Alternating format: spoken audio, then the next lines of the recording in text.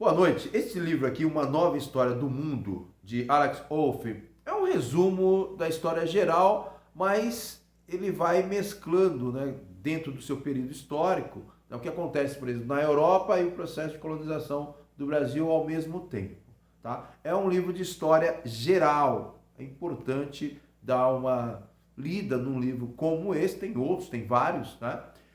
E por que eu estou falando isso? Porque eu vi uma matéria na internet que muitas pessoas estão comentando e tal, que o ator Mário Gomes, lá do Rio de Janeiro, ex-ator da Globo, está em decadência, agora está vendendo cachorro-quente na praia, e me parece que vai ser candidato a deputado lá, estadual ou federal, e com certeza as pessoas, né, estão estimulando ele a sair e tal, porque ele é bolsonarista, vai sair. Ele saiu da internet, saiu do chamado ostracismo, denunciando, né, uma professora que está exercendo a sua profissão, né, que é de passar o conhecimento para um país que 70% é analfabeto funcional. É uma missão extremamente difícil dos professores desse país. Tá? É aquela coisa, né? Para tudo que eu quero descer, como diria Raul Seixas. A coisa está ruim. E aí o Mário Gomes, de forma, né, esdrúxula, ele diz o seguinte: olha, a professora pegou lá, aplicou numa prova a imagem do crucifixo e com a frase bandido bom, bandido morto. Poxa, não foi só isso que a professora quis passar. A professora, ela pegou um tema, provavelmente, tá? Eu, como professor de história, não se trata de fazer a defesa do corporativismo da categoria, não, até porque eu tenho várias divergências a professores e enfim. Mas nós temos que analisar o seguinte: a professora faz uma análise histórica.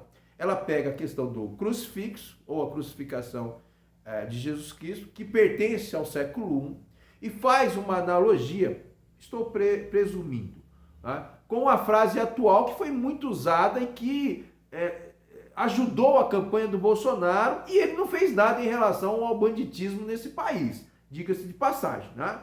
As pessoas continuam roubando, matando pelo celular e etc. Não adianta colocar a culpa somente no governo Lula, pois ele é o presidente da República e não fez absolutamente nada em relação à segurança pública.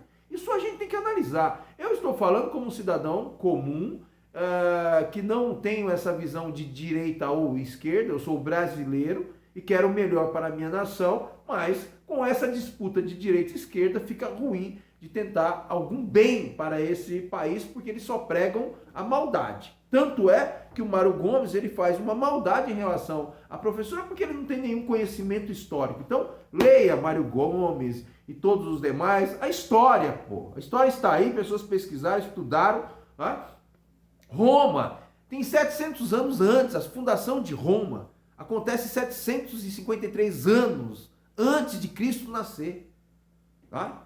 Cristo nasce no auge do Império Romano. O Império Romano dominou tudo ali. Ele dominou o Império Macedônio, porra, de Alexandre o Grande, só para vocês terem uma ideia. Ele dominou a Península Itálica, Ibérica, que Ibérico pertence à nossa origem, né? Nós somos oriundos de Portugal. Aquela região foi toda dominada pelos romanos. É isso que a gente tem que entender. Aliás, né, pós-romanos, quem dominou a região foram os muçulmanos. É que eles foram expulsos ali no século XII. Senão o Brasil seria muçulmano. É uma questão de leitura histórica. O Brasil só é cristão porque os portugueses, aquela região ali, e aí você vai ter a discussão de Espanha e Portugal, a formação desses que vai ser chamado de Estados Nacionais e tal. Portugal e Espanha se tornaram cristãos. Por quê? Porque os romanos se tornaram cristãos no século III, graças ao imperador Constantino. Mas antes disso, quando o Roma estava praticamente no seu auge ali, você tinha, no nascimento de Cristo, você tinha os conflitos resolvidos através da crucificação. A crucificação ela é uma penalidade. Os escravos passavam por isso. Os estrangeiros que cometiam crime passavam por isso. Tanto é que tem a revolta de Espartacos, né? Um século antes do nascimento de Cristo. O que acontece? Quem cometeu um crime vai ser penalizado. O Cristo era um agitador. Ele era um pacifista, mas era um agitador contra Roma, pô. Barrabás já era um cara mais agressivo, tinha até assassinado. Cristo e Barrabás passaram pelo julgamento. Qual é o julgamento para aqueles que agem contra Roma? É a penalidade de morte. Antes disso, você tem a chibatada e muitos morriam na chibatada. E o Cristo foi condenado e o Barrabás absolvido. E Cristo ficou ao lado de bandidos. Não foi isso? Tá? Mas o Cristo é um agitador e foi considerado um criminoso. Ele passou pelo julgamento. O povo judeu, porque Cristo era judeu, tá? Cristo vai ter um problema, inclusive, com o judaísmo. Tanto é que vai ter o Novo Testamento.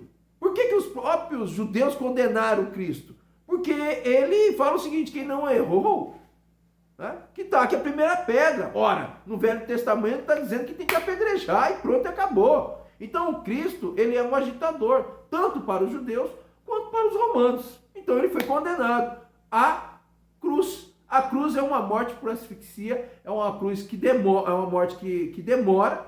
Né? Os romanos que cometiam crime, eles decapitados, uma morte rápida. Mas os escravos, os estrangeiros, eles eram condenados à crucificação. É uma realidade. O Cristo foi encarado pelo governo romano como um criminoso. Vocês não querem aceitar isso, mas ele passou pelo julgamento e o próprio povo condenou ele. Quem condenou não foi Pilatos. Quem condenou foi o povo. Então o povo, ele é problemático.